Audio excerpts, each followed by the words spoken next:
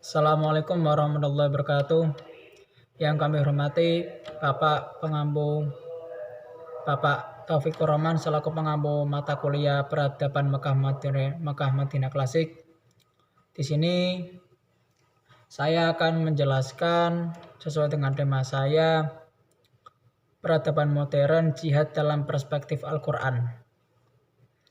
Jadi saya akan membahas beberapa. Yang pertama yaitu rumusan masalah.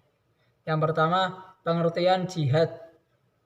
Pengertian jihad dibagi menjadi dua, secara bahasa dan secara istilah. Secara bahasa, jihad artinya bersungguh-sungguh atau berusaha keras. Yang kedua, secara istilah. Secara istilah yaitu memiliki makna yang luas, seperti mulai dari berjuang membela agama Allah, dakwah, berperang, melawan hawa nafsu, melawan kaum kafir, dan berjuang mencari nafkah untuk keluarganya. Itu pengertian jihad menurut istilah. Adapun istilah jihad itu sering kita temukan di dalam Quran. Nah, ada beberapa dalil mengenai Al-Quran yang dimana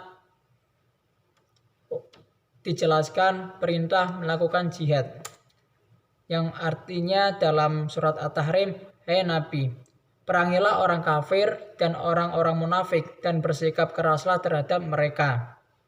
Tempat mereka adalah jahanam dan itu adalah seburuk-buruknya tempat kembali."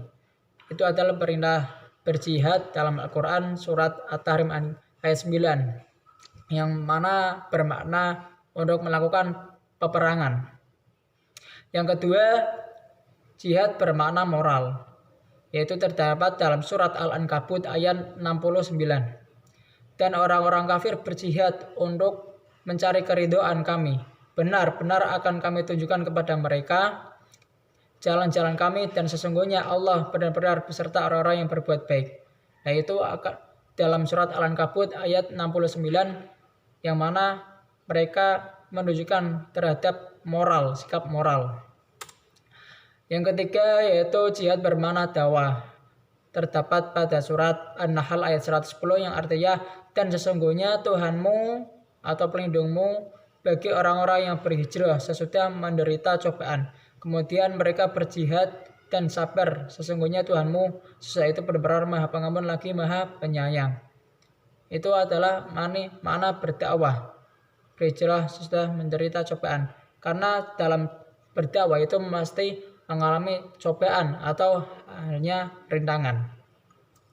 Setelah itu ada beberapa bentuk-bentuk jihad menurut beberapa ahli dalam atau mufasir seperti Quraisy Shihab menjelaskan bahwa bentuk-bentuk jihad yaitu menghadapi musuh yang nyata atau memerangi orang kafir, menghadapi setan, dan melawan hawa nafsu.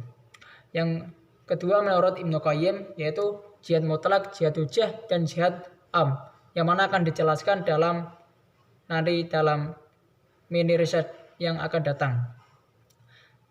Kemudian bentuk-bentuk jihad. Jihad karena dahulu ada pada zaman Rasulullah dan sekarang tidak ada Rasulullah, maka dibagi menjadi dua, yaitu pada zaman Rasulullah atau pada zaman kenabian dan pada zaman sekarang.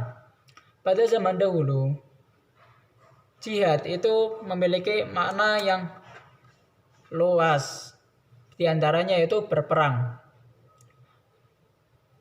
Berperang, maka identik pada zaman dahulu atau Rasulullah itu berjihad itu menggunakan peperangan.